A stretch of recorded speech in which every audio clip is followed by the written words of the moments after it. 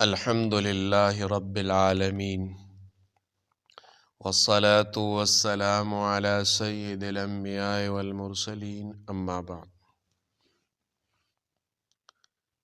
آج میں حاجی عبدالوہاب صاحب کا ایک کارگزاری آپ لوگوں کو سنانا چاہتا ہوں۔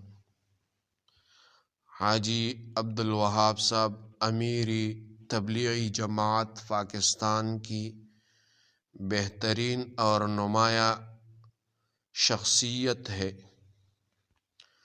پاکستان میں تبلیغی جماعت کو عالمی تحریک بنانا، اس کا پس منظر کیا ہے؟ حضرت مولانا محمد الیاس رحمہ اللہ نے تبلیغی جماعت کی بنیاد ہندوستان میں رکھی، مگر برصغیر کی تقسیم کے بعد اس عظیم کام کو پاکستان میں مضبوط بنیادیں دینے کا سہارا جس شخصیت کے سر پہ ہے وہ حاجی عبدالوہاب صاحب ہیں۔ جب پاکستان نیا بنا، دینی ماحول کمزور، مدارس محدود، معاشرہ سیاسی و معاشی بحران میں، دین کو صرف مولویوں کا کام سمجھا جاتا تھا۔ ایسے حالات میں حاجی صاحب نے خاموش، بے تشہیر مگر مسلسل محنت سے وہ کام کیا جو بڑے بڑے ادارے نہ کر سکے۔ ریونڈ مرکز کا قیام ایک خاموش انقلاب ہے۔ یہ کیوں بہترین کارگزاری ہے؟ ریونڈ کو محض ایک جگہ نہیں بلکہ عالمی دعوتی مرکز بنایا۔ آج دنیا کے 200 سے زائد ممالک سے جماعتیں آتی جاتی ہے۔ عام مزدور، تاجر، افسر، طالب علم سب دین کے کام میں نکلتے ہیں۔ کوئی چندہ، کوئی اشتہار، کوئی سیاست نہیں، یہ سب حاجی عبدالوہاب رحمہ اللہ کی تدبیر، حلم اور اخلاص کا نتیجہ ہے۔ عام مسلمان کو داعی بنانا اصل کارنامہ ہے۔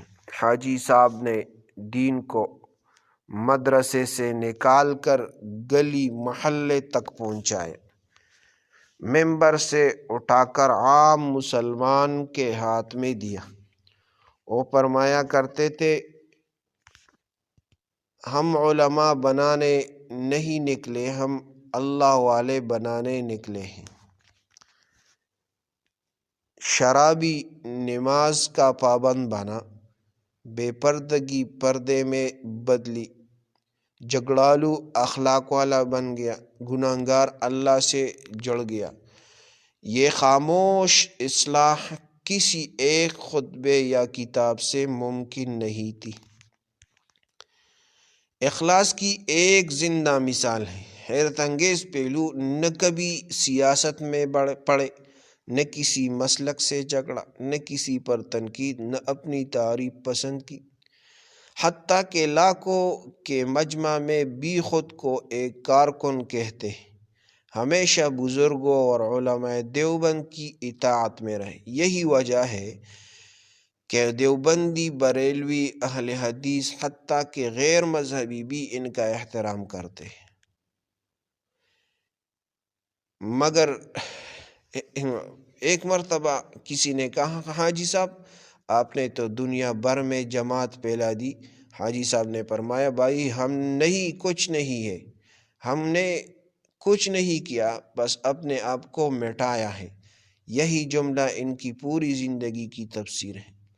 تو خلاصہ یہ ہوا کہ پاکستان کو تبلیغی مرکز بنانا، عام آدمی کو دین سے جوڑنا، اخلاص، خاموشی اور استقامت، بغیر طاقت دولت میڈیا کی عالمی اثر، لاکھوں گمراہ زندگیاں سیدھی راہ پر لانا، یہ حاجی عبد الوہاب صاحب کا کام ہے۔ اللہ آپ کو جزائے خیر دے، ان کو جزائے خیر دے۔